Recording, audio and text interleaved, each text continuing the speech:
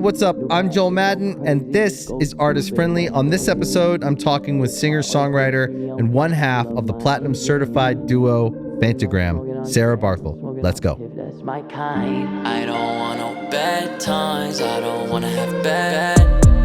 Thanks for bringing Leroy. Yeah, of course. Thanks for hanging with Josh the other It was great. day. I heard you guys talk for like 18 hours. We did. We were probably like 2 hours. Jesus. I mean, And you know, at first I didn't know if he would talk that much. well, But then I started my wheels going. this is the thing with Josh, and I know him very well, but he's very shy and kind of standoffish, and kind of like people like have a little bit of judgment. Like, is he like too cool for school? Yeah, he's cool. But he looks cool. He is really cool. Yeah. Yeah, he's super cool. But he's also like the most incredible. He loves chat. We'll talk for like hours and hours about our feelings. There's some depth in there. Oh yeah. He's got feelings. He does. Yeah. Yeah. He's a very sweet guy. Yeah, he's awesome. But at first you're like, wow, this guy's cool. I don't know. What'd you guys talk about? Oh my Cool gosh. stuff? We Probably went- just all the cool stuff. Well, at first it started really cool. And then where did it end? And then we just started opening up and talking about, I don't know. I mean, we talked about feelings a little bit. We talked about Did you? how we think the universe works, I think. Okay. And he talked about you, about how much he likes you and Imagine if how he great didn't. you are. I can tell you guys have a very long-standing, deep friendship and almost like familial relationship. Like Yeah. you guys have been through life together. Yes. Feels like.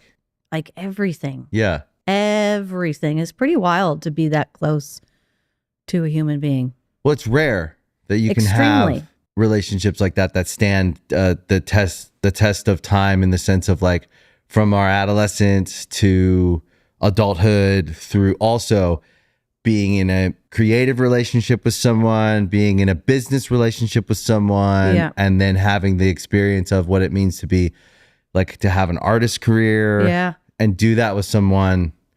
It can go really well. It can also go really bad. Yeah. So- No, I mean, we've had all of it go right and go wrong just at different times. The spectrum. Yeah. Yeah. Yeah. I mean, but also looking back on it, it's a trip because we fully survived. We dated for 6 years. Yeah, he told me that. Yeah. We were good friends in high school. And then, come here, bud, take a seat. We were good friends in high school. And then I went away, I went to college, and he went down to New York and he played in a band with his brother. And then we met back up on like Christmas Eve at church. Oh, Which wow. was so wild. It's very serendipitous. My mom always claims it to be like she was the reason that started the whole band. Mm-hmm. Because she's like, you got to go to church. I'm like, When you were home from college. yeah, Okay. it was a college, yeah. Okay. And he was there, and then so we met back up, and we always come here, buddy. Maybe you can take him. What's up, Leroy? You can do whatever you want, Leroy. Okay, why don't you just do whatever you want? Yeah, there's no wrong thing Leroy Yeah, could he's do. gonna want to sit on your lap. Yeah, he can totally. You want to come up here? Yeah, he definitely does. He wants to stare at me, I think. I'm going to look at... There you go. There we go. How's that? Is that good? Okay. There we go. Cool. He's interviewing me. Okay. Yeah. Does this distract you? No, it's great. Okay, It's awesome. great. Okay, so yeah, we met back up Christmas Eve. Then we started dating. We dated for 2 years and then started the band. And then the band survived 4 years. So 6 years of us dating.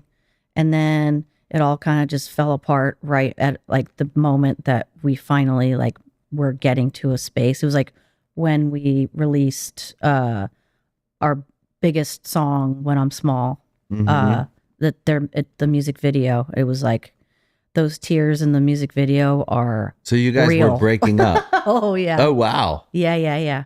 Wow. Yeah. So those were the emotion channeling was actually just like legit real. So so when you were forming the band, it was kind of also like it was all wrapped up in, it was all mixed up. So it was a Yeah. romantic relationship was forming Yeah. or developing. Or wait, No, no, it you was dated already- for 2 weeks, for 2 years, and then you started the band.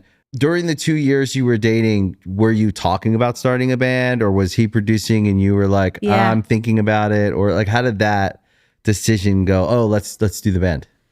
Josh had he was making beats and just working on music, and I fully was obsessed with the beat tapes that he was just making. Yeah, he's very good. Oh, it's like, I mean, full on original motherfucker. That Yeah. just full. I mean, the beats that no one has ever heard before are still timeless and relevant. That if we like release them now, it'd just be like, wow, this is so fresh, Yeah. so good. So he was doing that, and he asked me to sing on a song that he was working on. And I was like, yeah, sure. I mean, I love singing, but it was never really a thing that I was expecting to It wasn't like an pursue. aspiration.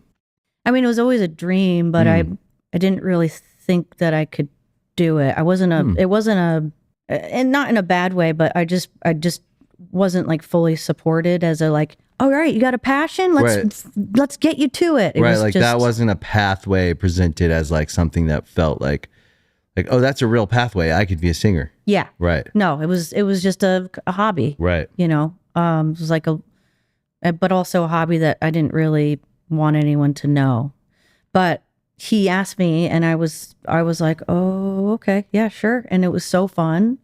And especially like since we were in a relationship, it was just, you know, the magical connection you have with an artist that you, as you know, writing something and working on something with someone is even beyond just love with a person. Yeah, it's a whole And it was different thing. Whole different thing. But just as magical as you could say, like there's romantic relationships, there's friendships, there's different partnerships, and making art with someone and creating with someone is like a very like, I'm not trying to be dramatic, but it's a very intimate, cool, fun, magical, special. It's all the things like when you do that with someone and you have like chemistry. Yeah, it's very real. magical. Yeah, Yeah, it's real. Yeah, I mean, you have that with your brother, Absolutely. which is, you know, kind of very similar, I would think. Yeah. Especially him being a sibling and you guys growing up together. I would think. Yeah, he's more than just my brother. He's like my best friend, my partner, my other half, and creative thing we have together is like it's different. Which is also wild because he's your twin. And he's my twin. That's insane. It's weird. I can't even. But we don't even think of ourselves as twins. Of course you don't. It's just it's just like we're just a duo. Yeah, it's fucking sick. Yeah. So did Josh kind of like push you towards your dream? I mean, he taught me how to write. He taught me how to produce. He taught me how to record. Taught me how to play. He taught me how to connect. Because I was a visual artist. I was doing that kind of stuff in college. My dad was a photographer, so I was very influenced by like wanting to live up to his name, and that was what I was kind of expecting to do. I don't know. Interesting. So you were in a creative house. It's not like you were in a house where they were like science or nothing. No. I mean, my dad was a photographer, like a ski photographer, and like in the model world. Oh wow, a big photographer. He was well known. Or successful. Yeah, successful. Yeah. He got sick when I was young, so it was never like you should follow me and do. It was more of a like he passed away when I was a teenager, and I was like, I'm gonna do that because what else should I do? That's tough. Yeah, it was wild. To lose your dad when you're a teenager. It was wild. He had a brain tumor that grew in his frontal lobe for about 10 years, maybe 11 years, and we didn't know. Yeah, we didn't know it affected his personality though. So he was this, prolific artist, like life of the party, the funniest guy in the room, loved life to cut to 10 years. The tumor fully took over his frontal lobe and he was a full asshole. Wow. like a dickhead. And you didn't even know. We didn't know Wow. because it was so gradual. It was so gradual. And so it was like the only way we knew was when he had a seizure, and he was driving, had a seizure, and then he got diagnosed, and we were like, So tough. That's weird. Yeah. Holy shit. I mean, it's every time I do tell the story, it's kind of hard to believe. But yeah, so yeah, he passed away when I was 17. But sorry. thank you. Yeah. 10 years of experiencing something that you don't know you're experiencing. Yeah. And then on the other side of it, after you lose, your parent, I'm sure that is something that takes a long time to work out. Yeah. Tens of thousands of dollars of therapy. Yeah. Like coming to terms with that is like, you got to give that credit. Yeah, for sure. Do you feel like the music was part of that too? Yeah. I mean, I there's a lot of things I realize, I think just learning about yourself in general with therapy, I'm a huge advocate. Me too. Big time. Yeah. I don't miss it. I have it this evening. Yeah. I'm not missing it. It's a game changer. It is. But yeah, it's scary to learn about yourself and why you choose the things you do and what you do because of what happened to you, because you didn't know what was happening until later on. You're like, oh, so that was weird, huh? Oh. And how organic we are. Like we have quirks and things that like make us. It's not that we would change those quirks even, but we got them from growing up through the cracks. I mean, I wouldn't change a thing when you say, I can say that, but also I'm like, I mean, that'd be kind of cool to have a dad and stuff. Exactly. Like if I could, if I could change it, I would. Yeah. I really would. I would change. I had a very complicated relationship with my father. So I made the best of it. And it did give me some strengths. Yeah. It also gave me some weaknesses. Yeah. And so if I could go back and have a storybook relationship with my dad, he's passed away too, but I'm sorry. That's okay. If I could go back and just choose, like if we could scroll and choose the experience we want to have with our dad, that's a nice idea. It's kind of like a Black Mirror episode. Sure. Because I was thinking about this the other night. I think now we're going into Josh territory. Yeah. Do you want to like get in the crack here? Yeah, Is that probably. You want? Get warm? He loves a good crack. There you go. Yeah, we all do. I was watching Black Mirror and wild. And I was like, that's so sweet. He got a little place to. What it kind of shows you is there's always a deficit. There's like margins with everything. And so if we got to choose how our outcomes and control outcomes, we would pay for it somewhere. Yeah, for sure. You know what I mean? Yeah. And so it kind of like made me think like it's good to question everything and it's good to wonder, but if I changed anything about my past, it would change right now. Yeah. And I think right now is where I actually want to be. For sure. Through the work I've done on myself and the time I've invested in my marriage and my life and things I care about more than anything. Yeah. I'm not willing to compromise those things.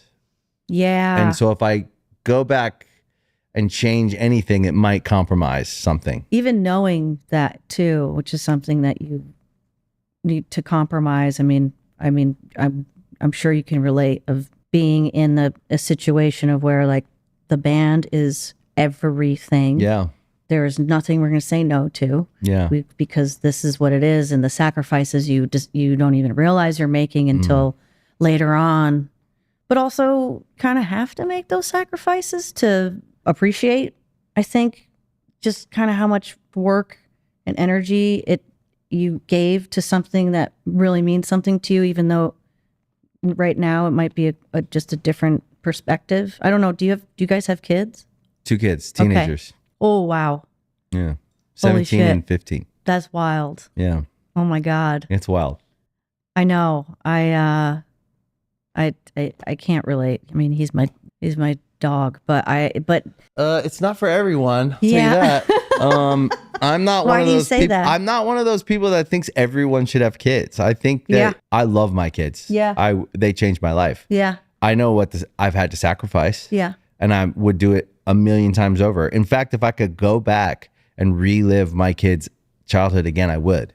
Yeah. Wow. Because it goes too fast. And Right. I feel like I know more now than I did then. And I wish I could go back with what I know now and redo it. Yeah. Because Yeah. I feel like I've tried really hard, but I think I'd do a better job. But I'm lucky my brother has a 5-year-old and a 1-year-old.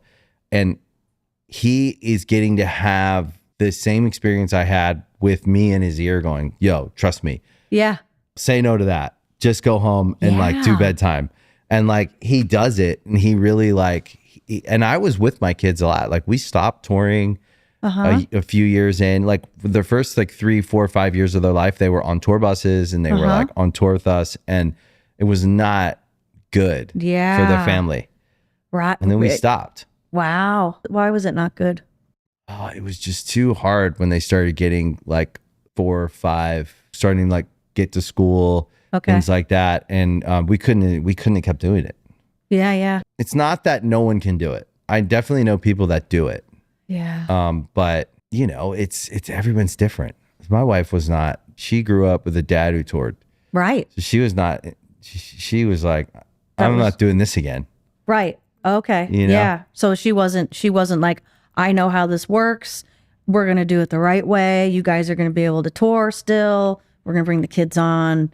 And she was like, I'm down to make it work if this is what you want to do. This isn't what I want to do, but I'll do it. Yeah. Yeah. And yeah. so she was supportive. But I actually think I didn't want to do it either. I think I wanted to like dive all the way in and do the family thing, which I did. Like full stop with music, writing, everything? Pretty much. Wow. I mean, in that time, I would say over the last, if we say like, let's say 2012, 13, 14, maybe, I would say we made a couple records, but they were more us wanting to just make a record. And so we went out for a month. Right. And did a few weeks of shows, but it wasn't like a real cycle. Yeah. It was more just like a little. Like the promotion side. Go out and do a month of shows. And I mean, it's exhausting. I can't even imagine trying. I mean, it's weird getting older too. It's weird having this career for so long. You know, we're going on 17 years, 18 years, right? And, you know, as a female getting older too, it's like, to me, a female in this industry has to sacrifice a lot more than if they want kids, or if they pick the, you know, if they want the family. I agree with the that. Kids. Yeah. I mean, I'm aware of that. I know that. It was never, I've always wanted to have kids, and it wasn't like a decision for me to be like, all right, I'm picking the career. Like that's where I'm. It's not one or the other. I couldn't slow it down, and I wasn't missing anything that I was like, oh, I need to fill this, you know, this hole that I think a lot of people put into females' heads. I mean, at least me growing up, of like, when are you going to have your kid? When are you going to feel unconditional love? Like, why are you waiting? I'm like, I think I already feel unconditional love from my friends, but am I supposed to think differently? Should I change my perspective of like, because that's just, it's normal. It's normal for women to feel the pressure of you're missing something. Yeah, well, you're told from a young age, everything tells you just by what you see, what you hear, what you watch, what you look at, or the ads you see, the this, the that. Everything. The implied message is when you grow up, you're going to have kids. And then that will make you the fully developed woman. You'll finally be happy. You'll finally be, what a woman is supposed to be. Yes. That's the thing. When I said not everyone should have kids, that's actually what I mean. Is like, we're all kind of told the narrative of success is this, that. And it's much harder for women, in my opinion. I have a daughter. I'm very aware and I'm very anxious most of the time that she's being. So I'm telling her the opposite. I'm like, you do what you want. You don't ever have to get married if you want. If you want, you can. If you don't, you want to have kids, you don't. Like, that's a very personal decision and part of the journey. And there's no version of it that's right or wrong. Yeah. You know what I mean? Not anymore. And It's pretty amazing. I think that whole narrative, so I think I would go further than just in the music industry. I think we live in a world where it is so normal to objectify women in every single way, criticize women, that we don't actually call out as it happens. It's happening all the time.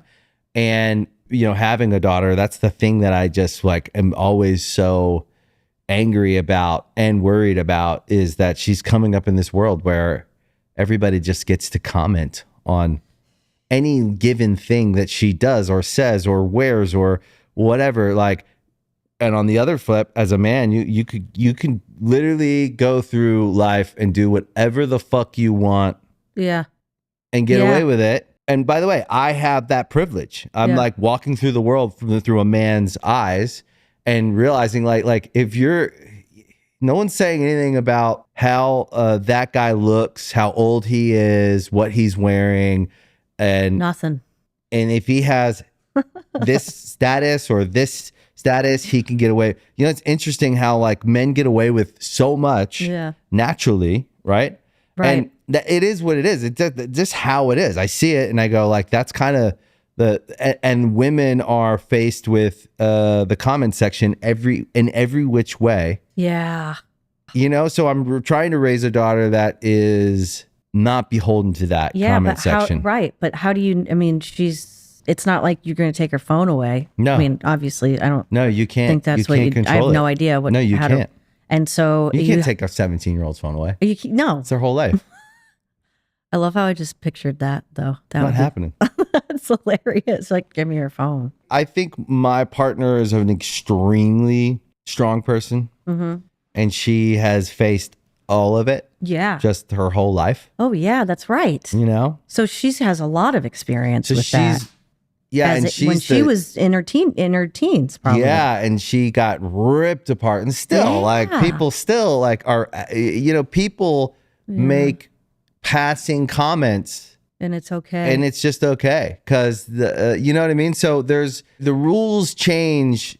The way the world I think is there's different rules for different people. So if you're perceived as someone who was born into wealth, so we all have a perception of you now. Yeah. If you're a woman who's beautiful, we're perceiving you a certain way. Okay, we can be decent unless if you're this, if you're famous, or you're this, or you're that, we don't have to be decent. Right. We can all just throw shit at you, talk shit. And so it's interesting how a lot of things slide in to that bucket with women when people are straight up objectifying them, straight up attacking them. The rules change based on who the woman is. Yeah. Where's she from? Absolutely. What's her, and like. Yeah. I always think about it of just, God, I'm so glad there wasn't the internet when I was in oh my gosh, it's high school. We didn't even know. I wasn't even doing anything bad. I just wouldn't want anyone judging me. Yeah. I was doing nothing. I was probably playing hacky sack or something. Yeah. I wasn't doing anything like bad in high school either. I was a pretty good kid. I was just, but you don't want anyone looking back at old embarrassing moments and putting them up there and making, trying to shame you for like some dumb, like, you know what I mean? This is always a thing too. Brings me back to, the way that Josh and I started the band isn't clearly a completely different time. So we always get asked of like, fans or, we have meet and greets and stuff. And they're like, if you could give me one, give me a little bit of advice just of like how to do it. Like, how'd you guys do it? And I clearly, you got to just keep going with it and believe in yourself and all those things. But also, like, I don't know how people do it now. Like, we came in the time of, burning CDs and handing them out to people on the in coffee shops of like, hey, come listen to us play. Yeah. And then we would play in front of 5 people, and either those people would listen, or they would tell another 5 people and build up like that, like the touring and stuff. And now I would like, I don't fucking know how you do it. Like, where are the core fans that will listen to every album that you come out with because they've been following you, because they invested their time in with you. Like, I don't know what they do now because the social media is so bizarre to me. Yeah, it's such a and shit numbing show. And gross. And overwhelming the amount I wouldn't, there's no way we would, if it was now, there's no way we would be a band. You think so? Absolutely. I don't know. Really? Yeah. I don't think so. I don't think we would have survived. Wow. Because I think artists have to have so many more mountains and journeys to have to figure out and discover and be confident and knowing that you're doing something interesting and believe, like knowing that you're doing something different. I mean, I know there are artists out there that are unique and different. I mean, I'm a fan of a lot of mainstream music or just today's music, but I can't just having the brain, the capacity of what is normal now is not like when Josh and I were growing up doing it. I think that I feel the same way as you in the way I relate to it, because I think I don't know how to navigate social media very well. I think I found a niche that I'm comfortable. Right. I know exactly what I post, and then I feel like, okay, I'm social mediating. Yeah. I needed to learn how to do it. Now I do it, and that's the capacity. I'm at full capacity. Social mediating. I will not have any new tricks. No. I'm doing it enough that I feel like I've competently figured out how I do it. Like, I'm satisfied. Yep. And so, but I do feel old. Yeah. But I think the young artists that I work with, that I see, they grew up in it. They just understand it like language. True. Yeah, you're they right. speak the language. It's like a different language. It's like they understand, they move, they see, they know. And I think it's a generational difference. Yeah, that's true. But do you think it takes away from time and creativity and of learning and growing about yourself and who you are? I would say maybe for some people, or it could temporarily put someone, elevate someone into a position where they're presented as more of an artist than they are. Yes. So I'm not trying to be mean, but I think that there's a lot of ways, but the true artists will always emerge over time, I think. Right. I do. Do you think the true artists that don't have the kind, like, I always think about this because, when we started and I struggle with being a businesswoman. I struggle with being a boss. Like, I struggle with all of the things that you're supposed to just know how to do. I kind of wasn't thinking of signing up for all of that. I wanted to just be an artist. I think the statistic on bosses and CEOs and people in leadership positions is something like 80% of them feel like that. Yeah. So it's pretty normal. Yeah. And so where, it's either you're really good at it. You also have to believe in your team and the people that work with you. Yeah. You got to believe in them. But so you kind of have to let yourself go in that space and be an artist. But to me, what is it like now? Because everyone is their own influencer. Like they have I'm this and I'm that. And they've grown up to be their own bosses in all of the ways. That's where I mean, it's very admirable. And that is where I feel old. Yeah. But like, me too, by the way. How does that work and be an artist? Like to be both and knowing that you're doing it because you want to be an artist and you're not just trying to be an influencer. Does that make sense? It makes sense. I think that I actually know some young artists that are not good at social media. I think it's different. I think it's different things. Like, I think the social media thing is something like, it's hard to explain, but it's like a mainstream mass interactive shopping mall that we're all told we need to go to, and we need to buy things and sell things there. Yeah. And so most of us do. And then we see the value of it. I think, like, it doesn't matter if you have a website now. People go to your Instagram and they look at your band's thing and they go, oh, they're going on tour. Oh, there's a link for their shop. There's a link for their. Yep. And you have your profiles here, here, here. And this is where 80 to 90% of the people that are consuming music content, they're all in these platforms. And so we just need our pages here. And like, that's actually the only thing you need is a representation in all those shopping malls. And then there's people in that big shopping mall that we're all in. And me and you may not go there every day. Yeah. We may like, or we may not. But there are people that are in that mall and they know how the whole thing works and they're just really good at it. And so they're selling a little bit better. But then there's artists that aren't participating at all, but their music is so good that it's making its way in. Yeah. And I do think that the real art, the really good music breaks through and will last and stand the test of time. Yeah. So there's a band we work with that I love. I've known them since they were teenagers. Been working with them for over 10 years, called Chase Atlantic. These Australian guys. They do not give a fuck about social media. They do it almost because they know their fans are there. So they try to give something. Yeah. And they really do care. They're like, let's try to like participate for our fans. And they've gotten better and better and better at it. And they're younger. They're younger than me. I mean, they're in their 20s. And so they have a very modern way of looking at the world. So by no means are they out of touch. They just don't care. Yeah.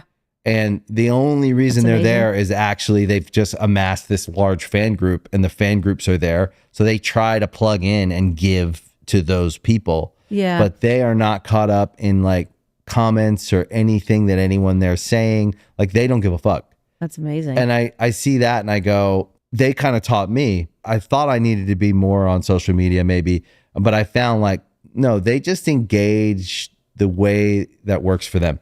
yeah. And they give what they can. yeah. And then they may go off for months without. And I just see them interacting with it with no anxiety yeah. or Yeah. stress. And they're doing really well. That's awesome. So I kind of like to take a page from people's books where I see it's working for them. And I'm like, oh, they don't seem stressed about this at all. Yeah. Yeah. That's true. That is true.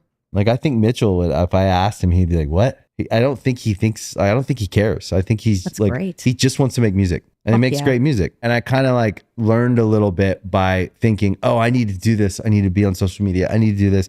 And then I kind of saw how they treated it. I thought it was Yeah. really cool. And so I tried to continually try to find the way that I do it and then just be good with it. Yeah. You It's know? all perspective too Yeah. of what I think what your idea of success is as an artist. Yeah.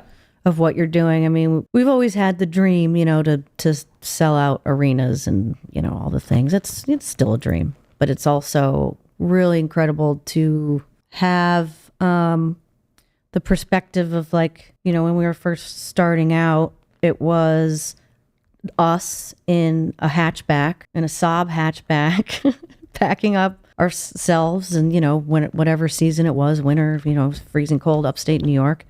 Getting in a car, driving and doing a little 5-day tour and being like, fucking doing it. We're a band and we're going to sleep. Yeah. We're a real band. We're crushing it. Yeah. We're going to sleep on a stranger's dirty floor tonight. And it is going to be so awesome. It's going to be so great. I remember that. Yeah. And like, Josh and I, and we always joke about it, but it is true. It's like back then we were just so excited. It's always been, the same thing, a little bit more comfortable now, but like in the microphone and maybe halfway in the set, be like, all right, well, we're Charlie Everywhere. It was our band at the time, Charlie Everywhere. And, no, we don't have a place to stay tonight, so come chat with us in the back in the merch table if you Got some room. got some room, which was always How the, was that? the weird guy, not the lovely people. It's just like, yeah, come on. But Yeah. it's also, but sometimes you It's would get me strange like, sometimes. hey, we're having a rager. You want to come and then you can sleep at our place, and be like, sure, yeah, not realizing that you have to stay up until they want to go to bed. Yeah. And it's just Josh and I, again, like we were dating. Thank God you guys had each other. Also didn't tell anyone that we were dating because we Okay. didn't want to be the band that was dating and like loved each other and wrote Yeah. love songs about each other. So Yeah. we would, nobody ever knew, Wow. which is a whole different thing. When did you let people know? We never did. You never did. We never did. We talk about it now as a joke. I mean, wasn't a joke. It was a really important time in my life, but we always kind of like to make people uncomfortable and be like, "Hey, Josh, you want to get back together?" And then be like, "Yeah." It's like, what went wrong? Should we try it again? And people are like, what is that a joke? Like, are you really dating? Like, is this serious? You're like, yeah, kind of are. I mean, it was 6 years is a real 6 years. That's a long relationship.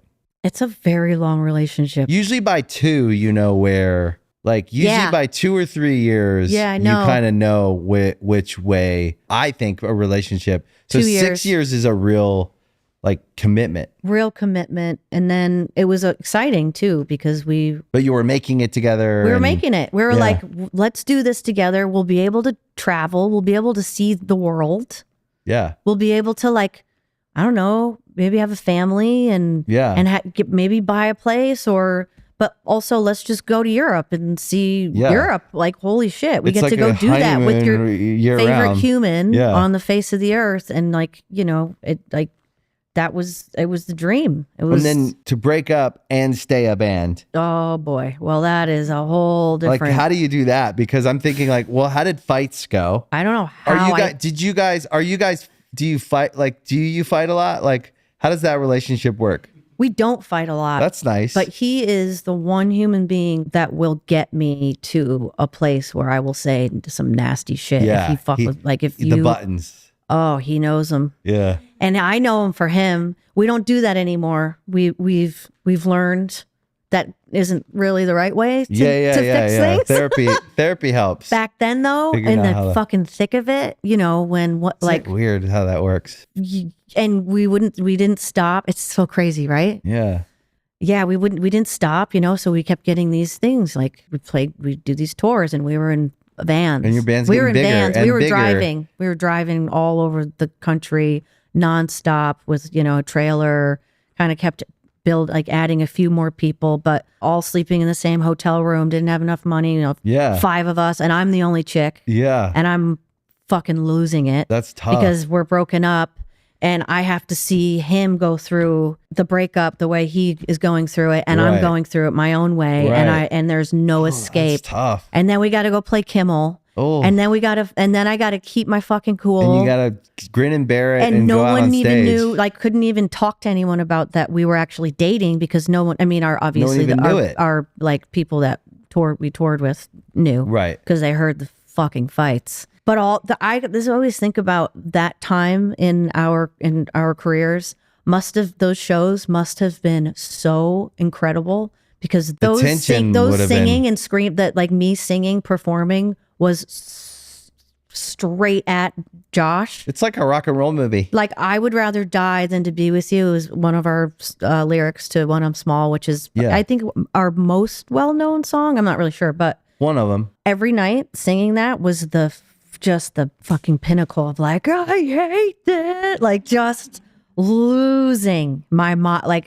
But thank God I had that lyric. Oh my God, thank God we had that song. It's crazy because you guys are such a good duo. Yeah. I mean, that was all it was. There was a reason. The band came from love, Yeah. It came from friendship even before we started dating. I mean, we've been in each other's lives since you were kids, since we were 4 years old. And maybe are your parents friends or something? Became friends. Right. When we went to the same church. Right. And Josh's dad would pick him up after school every day at my house, because we lived on this street called the Crossroads, which was the main kind of drag where all the kids, you'd leave school, go through the cornfield and the cemetery, and you would end up on our street, which was the Crossroads, and that was where everyone would hang out. And Josh would be skateboarding, and I'd be jumping on a trampoline, and tons of just the neighborhood. I mean, so you knew each other your whole life.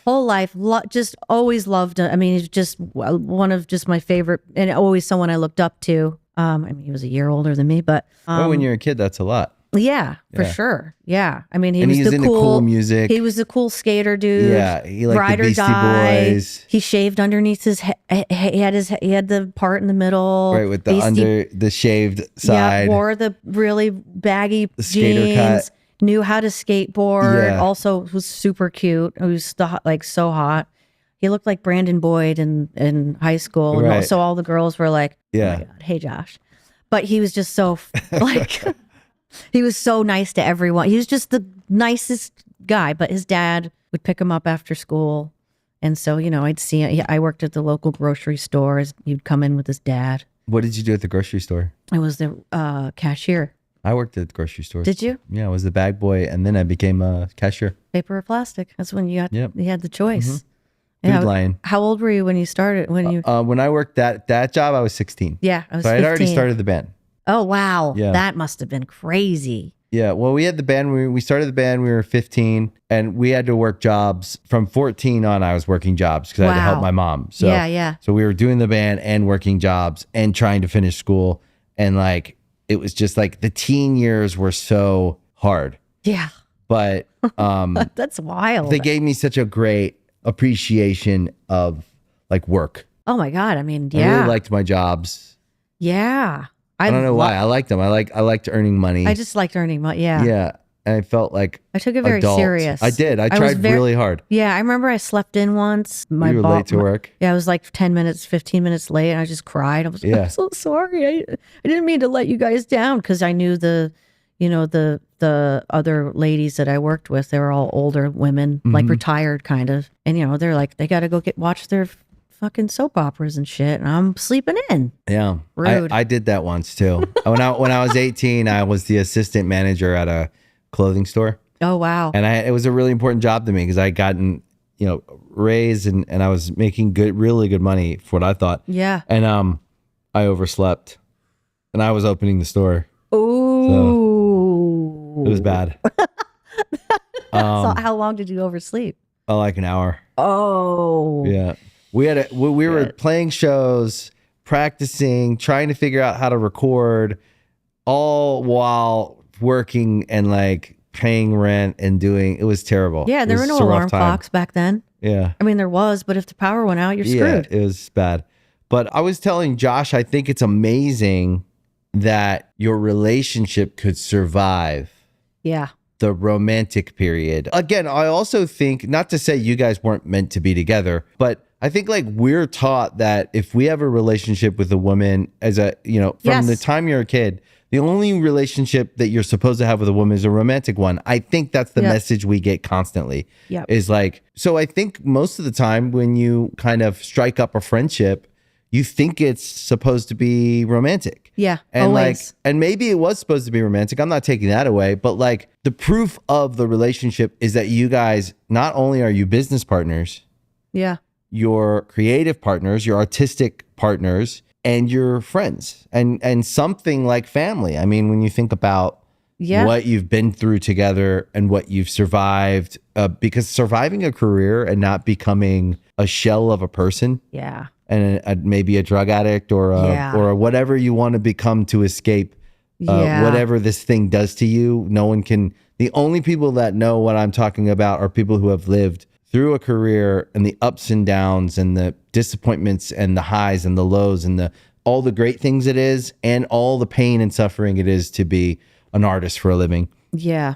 I'm sure there's probably moments where you sit there and go like, look what we've done. Oh my God, every single day. Or how did we survive? Or whatever the version of that Every is day. like, whoa. Yeah. I mean, that's pretty incredible as a friendship It's wild. to exist this long and to go through all the things you guys have had. It's pretty special. It's so special, and we're both so grateful for it. If we're like, I don't know, getting on the list to go see our favorite band, we're like, hey, isn't this cool? Like, we just can like text Mike Morey, our agent, and he just puts us on a list. Isn't this cool? Of course. Or like, yeah, this is awesome. Or to be able to come here. That's what we would say if he was sitting next to me. Like, isn't this really cool? Like, this is our job. Yeah, this is technically work. It's to share it with somebody. And I'm so grateful that I don't know how it fucking happened. I think it was the universe making it, like something, a higher power allowed us to get through that breakup to continue as a band. I mean, I have a theory. please. And I can respond to It it. just went. Yeah. Okay, so my theory is we won't know all the great talents because most of them quit. Mm-hmm. 0 to I know. 0 to 5, 6, 7, 8, 9, 10 years in, however long it takes you to get to the national stage where people go, we all agree. Yeah. And then the group just keeps getting bigger. We like this band. This band's cool, right? You guys have carved out a place in the halls of music. You did it. So everything else now is just adding on to the foundational legacy that you built over the last 17, 15, however many years. But that first 5, 6, 7 years is so hard. So hard. And so painful. What if your subconscious self, what if you were holding on to each other to get through that because it knew on the other side was this? I love that. And so I think our subconscious is so powerful that we think we're making decisions because we want something, but it's making a decision to carry us through something. Yeah. And maybe the only way you would stay together is if you loved each other. Yes. And so in that time, you needed to actually love each other. Yes. To get to the other side of that growing and that pain, the growth arc of the early stages of a career and how hard that is, sleeping on the floors and the disappointment after disappointment because they said no and this didn't happen. And, it didn't work out like we thought. And I also think it's because we knew how much fucking energy and time and effort and sacrifice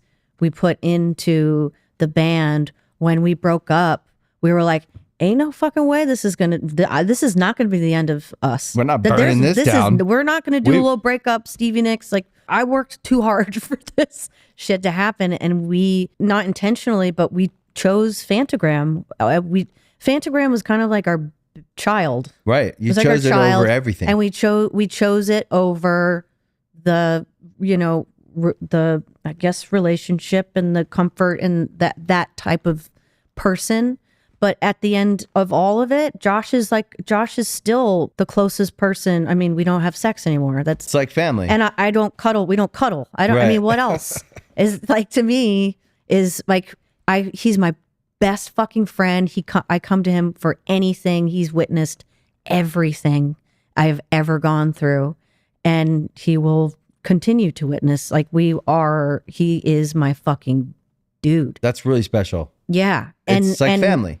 It's like family. It's like family, but I think what you're saying about your brother, it's more than family because we've experienced everything. Like we survive together. Survived together, got fucking through it. It's so much deeper than romance. It's like, damn, we saw some shit. We saw oh God, and we share every memory. And the beautiful about it is that all of our songs are about the same thing because we're so close that we're going through the same shit together. Yeah. And then we get to play and write these songs and perform them while having the same connection. It's not like I'm writing a song, but Josh has to sing it, even though he's not really relating to it because it's not his life. We have the same we have the same brain, the same life, the same everything. Yeah. And so it's all continued to be connected in like in every way. I totally get Phantogram now. But I feel like I told Josh this sitting with you guys. So cool, by the way, because I'm a fan. And I have so many friends that are like, oh, that's so cool. I told my friends, I always tell a couple of my friends, like, who's coming on the show? That's awesome. And they're like, fuck, that's cool. So this is a cool one. On paper, we look pretty cool, but we are fucking on goofballs. Paper, you're very cool. And the music is good. Even the most importantly, like the music is great. And you also could tour with anyone. Like you're one of those bands. Like you could tour with anyone. You fit on so many different bills, Yeah. Which just says a lot about good music. But thank you. Talking to each of you is really cool because now I totally get Phantogram. Yeah. And I get like but there's real depth there to like these kids who like went off on this journey. Yeah. Made it through making it with your band. And then on the other side of what you thought was maybe like a romantic relationship, you realize was like your best friend. Yeah. Right. And you're still making music and you're still doing and probably better than ever. And good. Yeah, absolutely. I mean, now we're smarter. Now you're we know better live than you've ever been. Oh my, it's funny how that happens with age. Totally. Yeah. And knowing what to do the right doing the things that maybe you didn't know to do 10 years ago. Yeah. And like, growing up in East bumfuck New York, like upstate New York, like more cows than fucking Yeah. people. Josh and I both grew up on farms. Yeah, not far Like from Cooperstown. Yeah, not too far from Cooperstown. It is bumfuck. Like fucking goats and pigs. That's like where I grew and up. gardens. Yeah. In Maryland. Maryland. Okay. The same place. Yeah. The East Coast, as soon as you get 30 miles outside of any city, you're in the stakes. Yeah. And that's, I grew up picking fucking berries for fun. There's not like, and like, I don't know, peeing off of a bridge. Yeah. That was sick. Like those types of things. Like, Yeah. well, I wonder if I could pee off of this. It's a great bridge. I don't know. This is a great bridge. Can we jump? It's too high. We could pee though. Fucking pee though. Like to that. Throw stuff. Throw stuff. Coming from that to, obviously now, but like collaborating with our favorite artist, like Big Boy, the whole Big Boy thing. Yeah, it's so cool. Like what? Excuse me, what? Yeah. Like I thought, I don't know what I thought. I don't think we thought that it was going to be any of that was going to happen. But when that shit happened, that was a trip. We're like, it's cool. Well, Big Boy is calling my phone right now. What do I do? Is he cool? He's cooler than a polar bear's toenails. He seems like he's the fucking coolest human being and the nicest.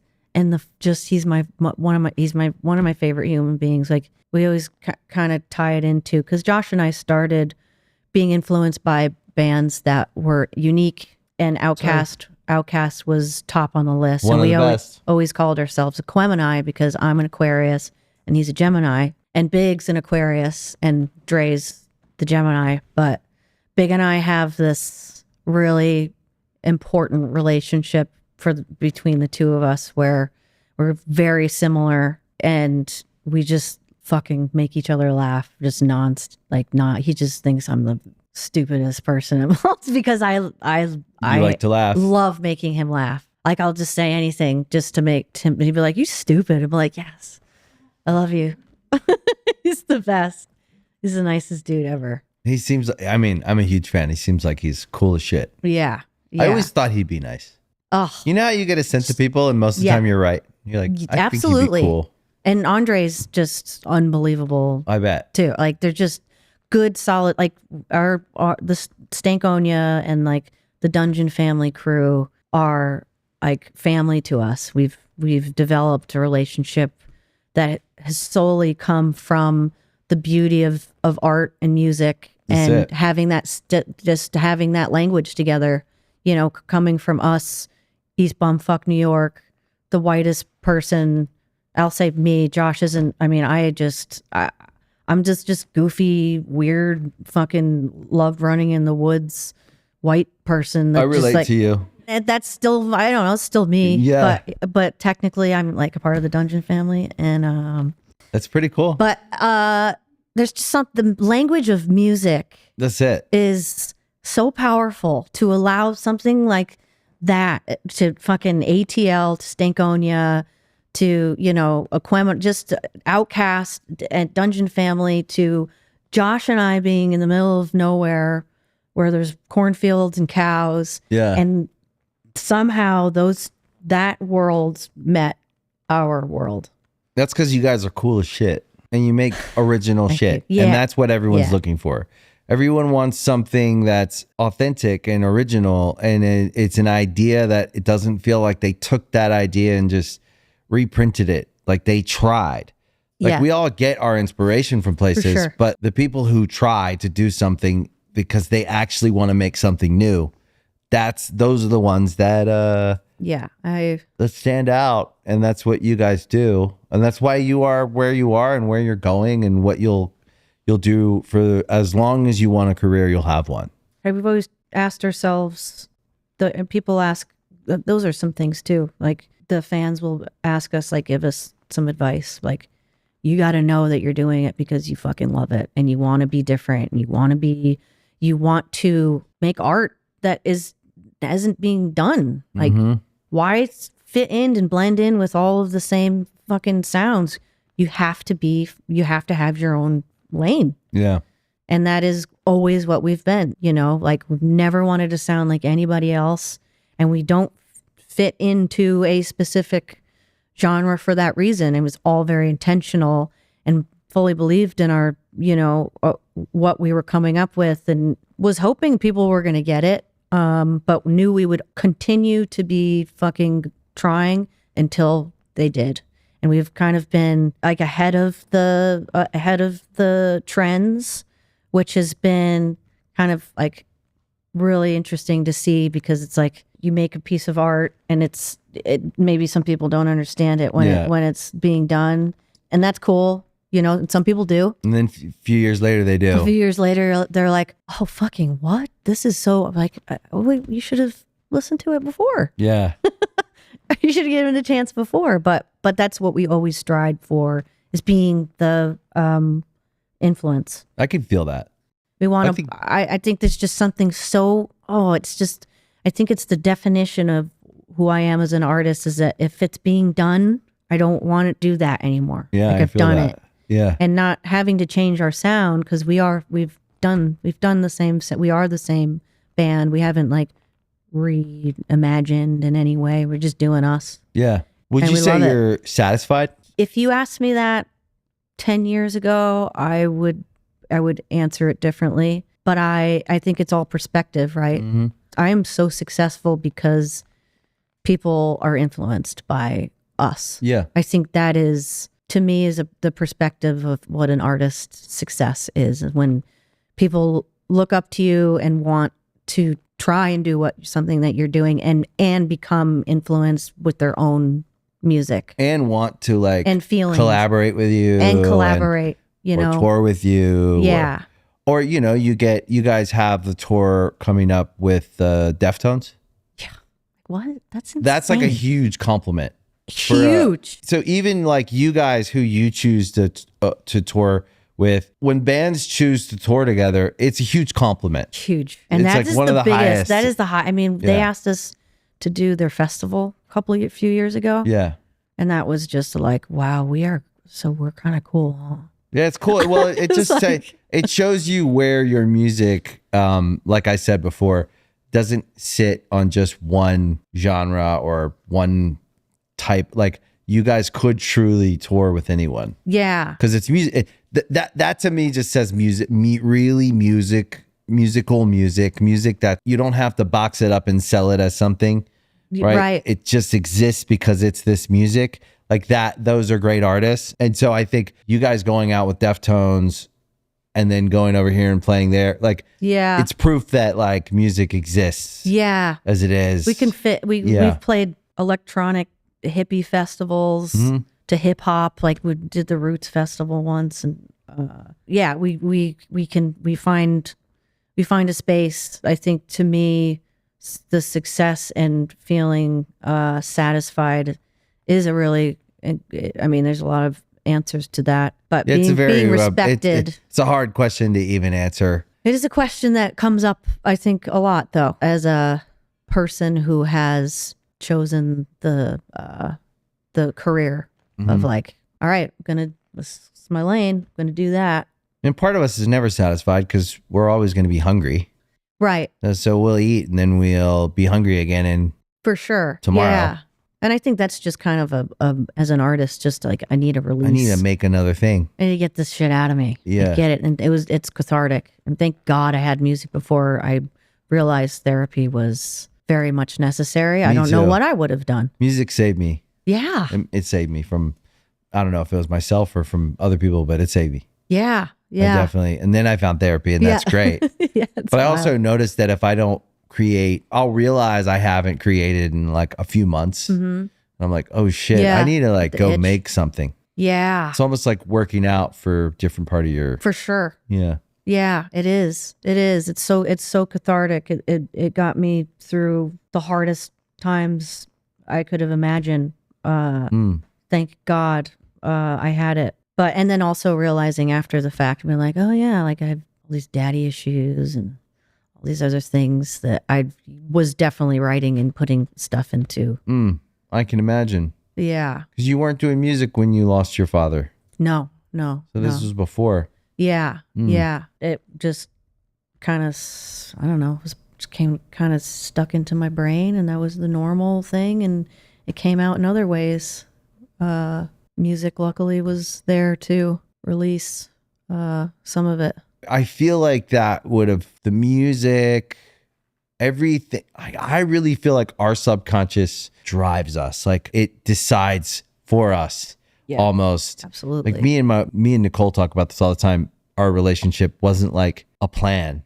We met each other and it just started unfolding. But it was at we were both, I was in my career like full swing, and she was, it was not like an ideal time to get into like your forever relationship, I guess. I don't know. For sure. But here we are 18 years later, and we're like, people are like, how do you guys do it? And we're like, well, we like each other. We want to be together, but I don't know. Just we're guided somehow.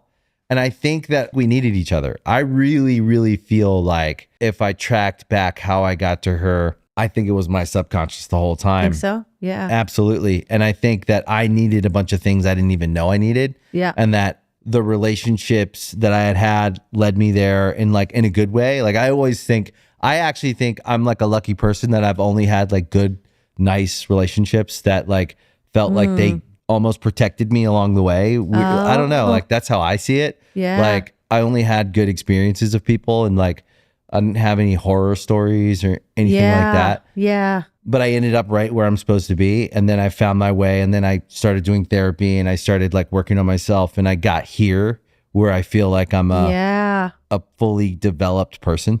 Right. You know what I mean? And I think our music got me there. So if I didn't start my band, I don't know what would have become of me. And then that carried me to adulthood. Yeah. Which was, I think, hard, like a hard bridge to cross over to, like becoming a full-grown adult. That's still, I can't. You know what I mean? And then unpacking all the shit and like going through it. I think music was like the vehicle that got me all the way to adulthood. And then my wife was by that point I think it was when I had kids was when I was like, oh, I'm an adult. I gotta be that's responsible and be did you guys get married? No, we just had kids, and then we got married later. Yeah. Because that's kind of, I feel feel like out of order. Yeah, I feel like that's more of the norm too. I mean, my mom and dad, they had a kid before they got married, but it didn't bother us. Yeah, no. So this is the other thing is like now modern, like where we are in the world today, we're not old. No. But my parents, when they were my age, were old. We're like it was a different time. The oldest person I knew. Right. My like mom. we're getting like, I thought at 46, I would be like really old. Yes. And I thought I'd no longer be on stage and I would just be washed. Yeah. Just like sleeping. And I'm not. I don't know. Yeah. I mean, it's crazy. I know. I feel it's younger. only the beginning. Almost to me when I keep getting older. I'm like, this is still always it's like the beginning. Maybe it's a record cycles thing. Yeah. I'm so smart now. Yeah, you're in your prime. It's wild the things that when I think about in my 20s. Yeah. You're like, fucking hell, I wish I knew. But me too. I just didn't. Yeah.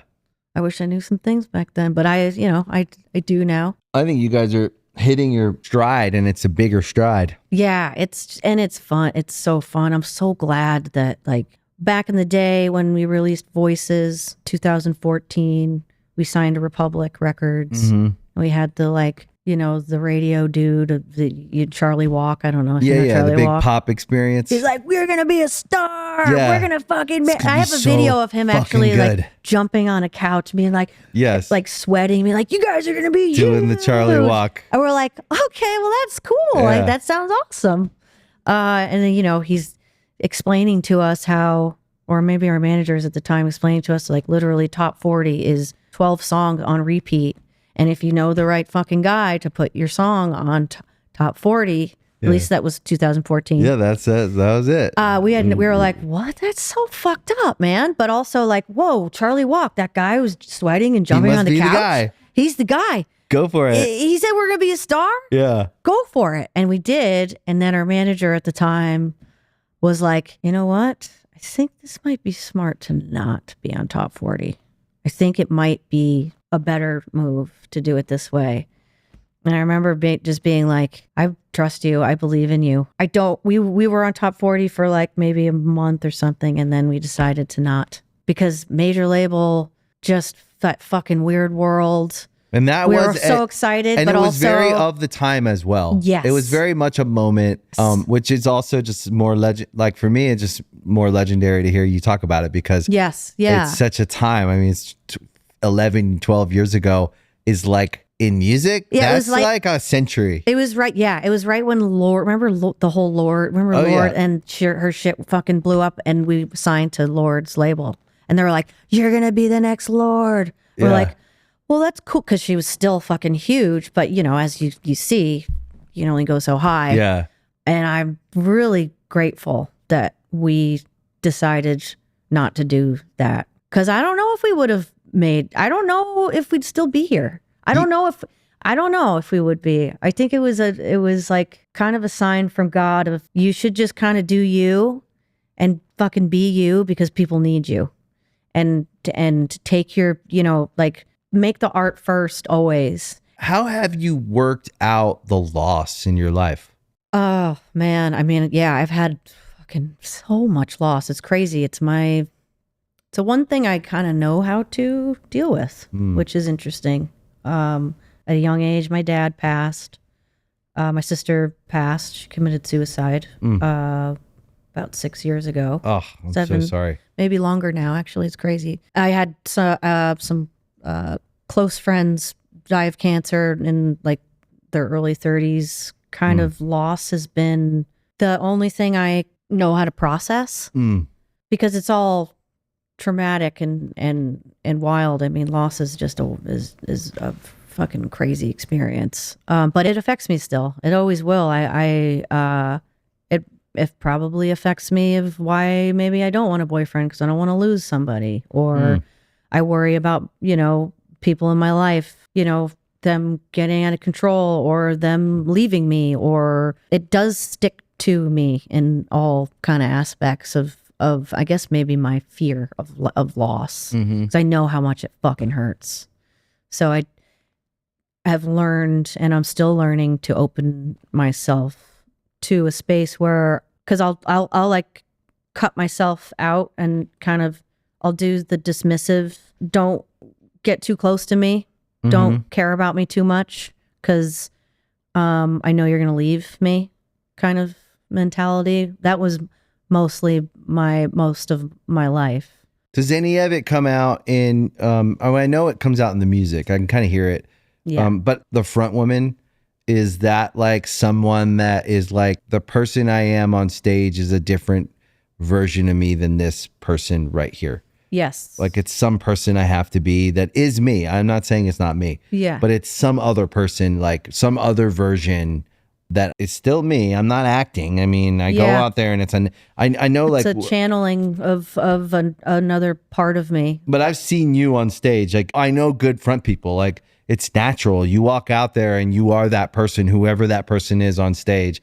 But that person was created by something. Like that version of me up there is someone who lost their father, went through poverty, went through a bunch of other shit, and like emerged as this, I don't know. It's like, I do think it's connected. Like somehow that person that you are on stage is someone that was created by life. Yeah, absolutely. And that's like the only place I can be that guy, maybe.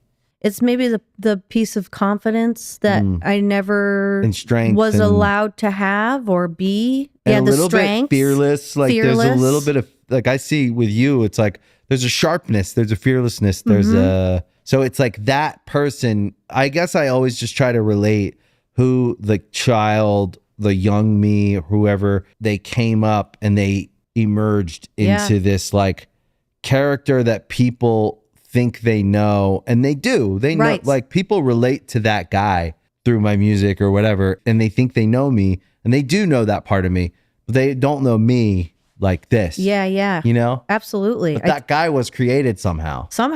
Yeah. It was always there. That's interesting. I've never really thought of it in that kind of way. I always kind of just thought, because the person I see on stage with you is not a people pleaser. It's not afraid. No, I'm not. It's interesting. It's my time too, Yeah, right? And it's it interesting. is about me. It is Weird, about. right? I mean, it's about us. It's Josh is, it's about fucking me, and Yeah. I'm gonna show you. It's strong. I'm gonna show you that I'm fucking worth it, and I'm worthy, and I'm fucking badass, and I'm all of the things that I, was never told Yeah. or had yet. That's bizarre. I never Isn't that really weird? thought about that before. But that is like, I see it and I go, oh, that girl knew that girl existed and went on stage to be that person. But I wonder if, so I was just thinking about I was thinking about you as like a 17-year-old losing your father and going through these horrible things and like sitting in your room, not wanting to disturb anyone. And then I saw like a clip of you in my mind on stage as like the person that the impression I had of you was my first impression. Right. So this impression is my second impression. This is a different impression. Yeah. And I go like, oh, so I wonder where that 17-year-old imagined or created the person that she was gonna be. Yeah. And even if that person only exists on stage, I would probably argue it doesn't. I would probably argue that the lead singer comes out in different situations when you need it to. Think so. Right? I think so. I think for me too, a little bit. Yeah, I mean it can't just be on stage. I mean, it has to. I think, my goofiness. I'm not gonna. Josh and I are so fucking goofy, and we just laugh all the fuck. Like we have That's what he said. sense of humor. Like we just love to laugh. But I would never try and. Well, I guess I'm kind of funny sometimes, but it's just not even that side of me does not even want to come out on stage. That's funny. Me either, by the way. I just laugh all day at myself. Yeah. Like that's what I say. We're really cool on paper, Yeah. sure, but man, if people could be a fly on the wall, where my normal day is just like, is that the same fucking person? Yeah. But there's so many different sides of people, right? Yeah. So the badass fucking woman, just fucking let me show you hear me roar person is necessary on stage. Probably should be necessary in other spaces, but maybe I think it comes out in different ways. It comes out in other ways. I've been lucky enough to process my trauma in a lot of ways, and I don't like scream at Josh anymore. Right. So Yeah. I don't need to, I'm capable of using my words now, which is wild. So cool. Me too. So cool. Yeah. And I love using that. I love being honest. I do love not like fighting. I don't like fighting. I like talking. I do not like fighting either. Yeah. Yeah. There's no fun in that. Yeah. I like to get in fist fights though. That's fun. But that's usually a weekend thing. Yeah. Do you get in fist fights? Can you imagine? No. I don't know. I was like, Can you imagine if I'm just all like, She- fucking, let's get into a fight. let's go. You guys want to get into a fight tonight? I could No see reason. you. I could see you punching somebody. I could. Yeah. No, I will someday. But That's crazy. But I don't know if it could have been any other way. Because I think about it like you Yeah. may know now how to express yourself outside of songs, but you may not have gotten to the songs and gotten to learn how to make the songs if you didn't need it. yes. Or have, a healthier lifestyle and relationships outside of music. Mm-hmm. I can talk to my friends now. I can tell them how I feel, or hey, that was kind of fucked up that you did that, or whatever, or I'm Yeah. feeling whatever.